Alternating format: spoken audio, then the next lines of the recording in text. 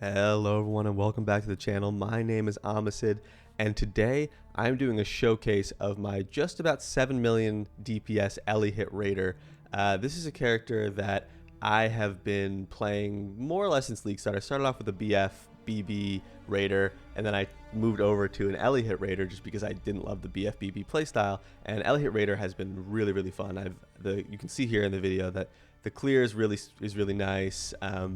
It's smooth to play. It's like a 2-button build, right? In the sense that there's a AOE Ellie hit, and then there's a single target Ellie hit. I've got AOE hit on right click and single target on Q, and then you've got a defensive ability there on T. We've got Ball of Grace, but other than that, it's literally just a 2-hit build, a 2-button build, and it's fun. It's smooth. The damage feels really good, but where the build excels strongly in damage, it kind of is a little bit weaker in defense, and I'll go through that a bit once we walk through my gear and my talents to some degree. Really mostly the gear. It is a somewhat glass cannony. It's fun. It's a fun build for sure. It's one of the smoothest mappers. It stacks frenzy charges with movement speeds. You're quite zoomy relative. If I had a headhunter, it'd be even that much better. But just even without a headhunter, it's still really strong and feels really good to play, just due to the way the Ellie hit chain supports work, in the sense that it just basically you fire in one direction, it just clears the whole thing. It works even better than, or not even better, but it works kind of like an explodey chest in the way that it feels. It doesn't function like an explodey chest obviously, but it feels kind of like it when you're shooting arrows and they just kind of bounce and kill everything in sight. It's cool.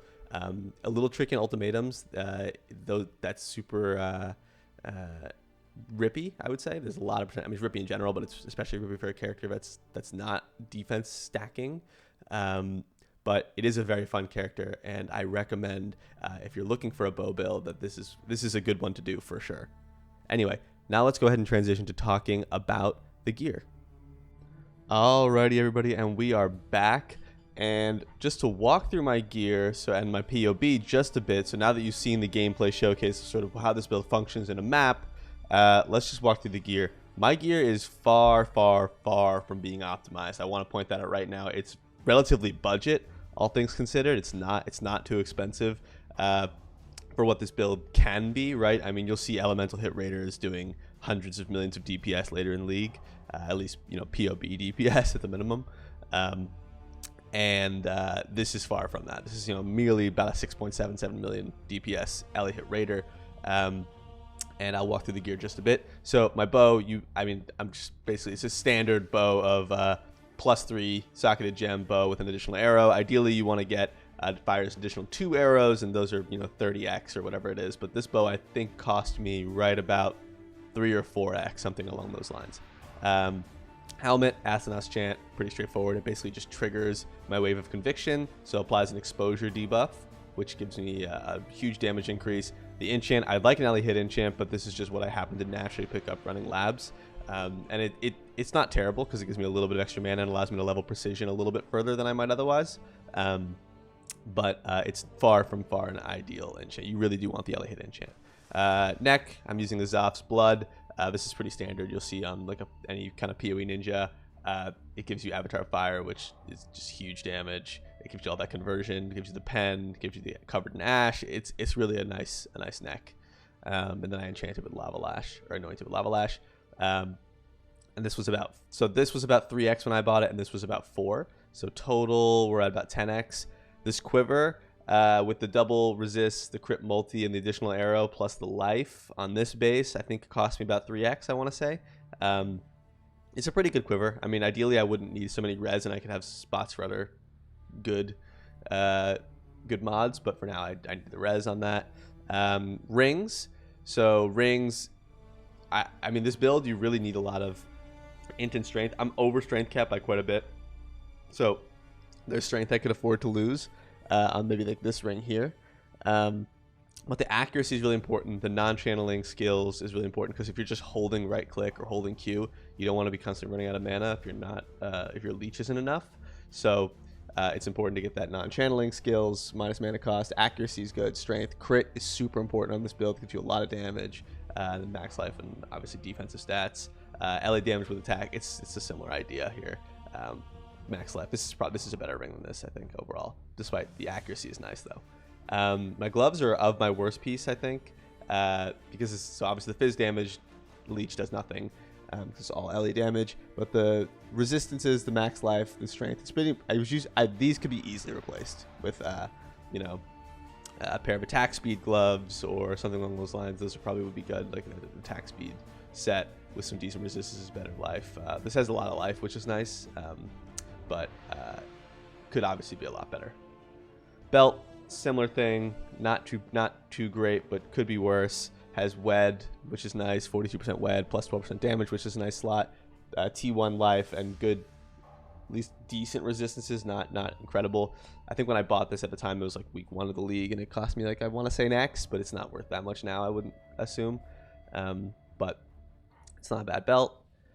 Boots, these are kind of standard boots.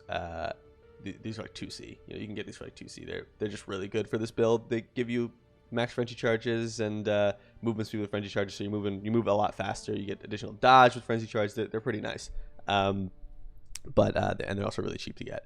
Flasks. So I have a Panic Divine. This needs to be better. This probably shouldn't be a Panic Divine, but it is what it is. Could be better. Wise Oak because I'm over on fire res, so ideally I could balance these out, but at the very minimum, fire res needs to be the most. That way I'm getting fire res pen, which I am, which is nice.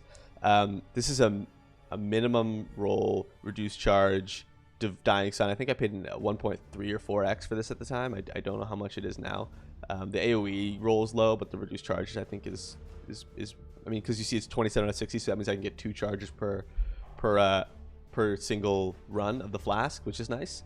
I don't know if it needs, I think 9% would probably work too, 8%, but 10% reduce is nice. Then I have a remove curse crit flask, which is nice.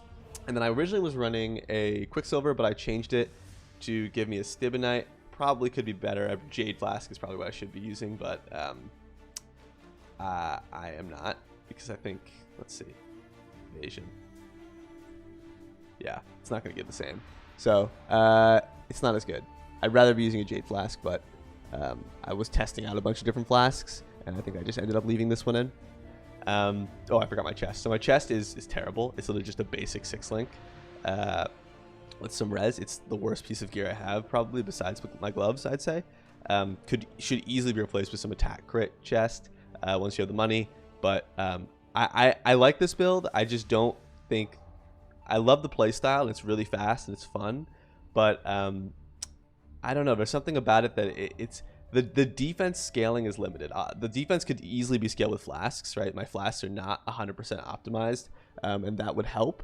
But it doesn't have greater, just doesn't have great sustain against, you know, longer boss fights, things like that.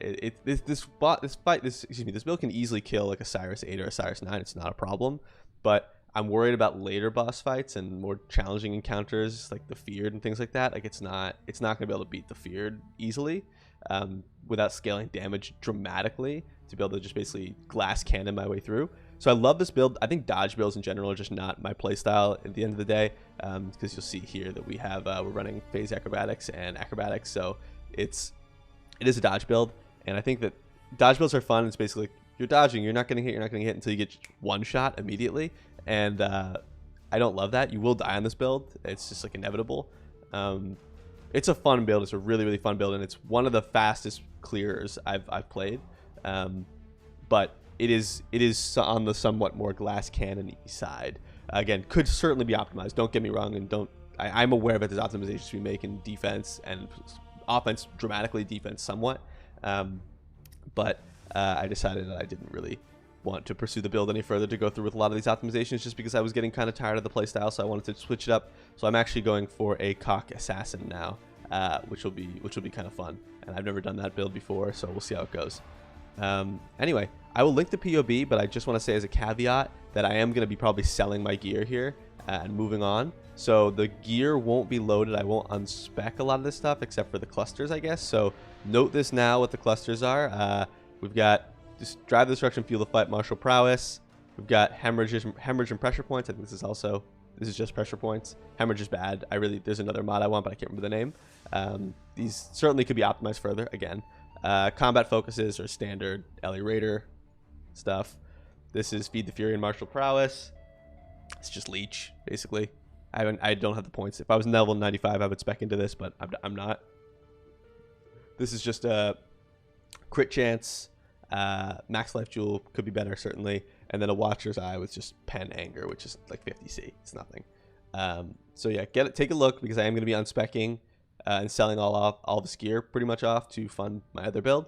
At least I always do that. Whenever I'm done with a character, I sell the gear. So take a look. I'll link the POB, but I don't want to say it's going to be there forever. So thank you guys for watching. I hope you enjoyed these build showcases. I heard your feedback about showing some gameplay, so I wanted to make sure I got that right at the front so you can see what it looks like. But other than that, I will see you guys in the next one.